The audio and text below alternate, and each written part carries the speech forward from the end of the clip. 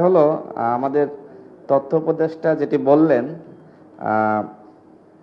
মোটামুটি মনে হচ্ছে যে ওনারা যে আসলে যে স্বপ্ন ওনাদের কাছে আমাদের ছিল সেটা তো অনেকটা ফিকে হয়ে গেছে বা বাস্তবায়ন করতে পারেননি। তো সেই জায়গা থেকে উনি দুটি দলের নাম বলেছেন যে অনেক কিছু করতে চেয়েছেন, কিন্তু ভিসি নিয়োগ, ডিসি নিয়োগ, এটা দুটা দলের মধ্যে ভাগ হয়ে গেছে, বিএনপি এবং জামাত। এখন আমার কথা হলো যে আপনারা তো তাহলে এই ব্যর্থতার দায় অনেকটা এই দল দুটির উপরে দিচ্ছেন, কিন্তু আমরা তাদের বক্তব্য শুনি, তারা আবার দায় আপনাদের উপরে দেন। তার মানে কি এই দায় দেওয়া দেওয়ের মধ্যে থাকবে? জনগণের যে স্বপ্ন ছিল যে আপনারা অন্তত বিশেষ করে গণঅভ্যুত্থানের আপনারা একদম সামনে থেকে নেতৃত্ব দিয়েছেন, এই জনগণের ভাগটা আপনারা নিশ্চিত করবেন, কিন্তু আপনারা জনগণের ভাগটা নিশ্চিত না করে বিএনপি জামাতের ভাগটা নিশ্চিত করলেন। ব্যর্থতার দায় কি আপনাদের উপরে যায় না? Thank you.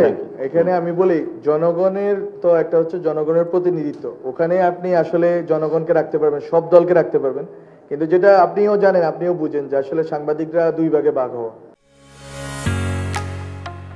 ঢালাইয়ের সেরা প্রিমিয়ার সিমেন্ট, ব্যুরোক্রেসি দুই ভাগে ভাগ হওয়া। এখানে আসলে গণ অধিকার পরিষদের দুইজন সচিব নেই, you know it better than me, বা এনসিপিরও নাই, ঠিক আছে? সো আছে কিন্তু সচিব ওদেরই, ফলে ওইটাই বাগাবাগিটা ওখানে করছে। এটা তো আমি বলি নাই যে বাগাবাগি, আর বাগাবাগির বিষয় না, বিষয়টা হচ্ছে যে আসলে আওয়ামী লীগকে আপনি আওয়ামী লীগের যে প্রশাসনিক কাঠামো এটাকে আপনি বদল করতে হলে ওখানে তো লোক লাগবে, আপনি তো এটা খালি রাখতে পারেন না। ফলে এটা হয়েছে এরকম যে এটা যে স্পষ্টভাবে যে এই দুই দলে ভাগ হয়েছে এরকম না, আরো অন্যান্য দলের সুবিধা পাইছে, হ্যাঁ, বিভিন্ন মন্ত্রণালয় থেকে।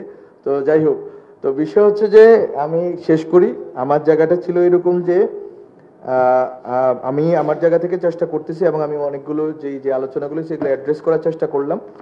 আমরা অন্তত ওয়েজ বোর্ড, সাংবাদিকতা সুরক্ষা আইন এবং গণমাধ্যম কমিশন আমরা এগোতে চাই, এই জায়গাগুলোতে আমরা থাকলাম। আর মিডিয়াগুলো যে কোড অফ কন্ডাক্ট করবে এটা আমরা চাই যে এটা নভেম্বরের ভিতরে বাস্তবায়ন, মানে এটা চলে আসুক সামনে জনগণের সামনে এবং এটা বাস্তবায়িত হওয়া শুরু হোক। এক দুইটা হাউসে না, যেটা হয় যে একটু এলিট হাউসগুলোতে একটা দুইটা হাউসে হয়, বরং আমি মনে করি যে এমন ভাবে হোক যাতে হচ্ছে যে অন্যান্য হাউসগুলো এটা পালন করতে পারে। আর আর বাকি রাজনৈতিক আলোচনাটা হচ্ছে রাজনৈতিক দলগুলোর সদিচ্ছার উপরে এই দেশের ভবিষ্যৎ নির্ভর করতেছে, এবং সংস্কার এবং বিচার সবকিছুই রাজনৈতিক দলগুলোর সদিচ্ছা এবং ঐকমত্যের উপর নির্ভর করে।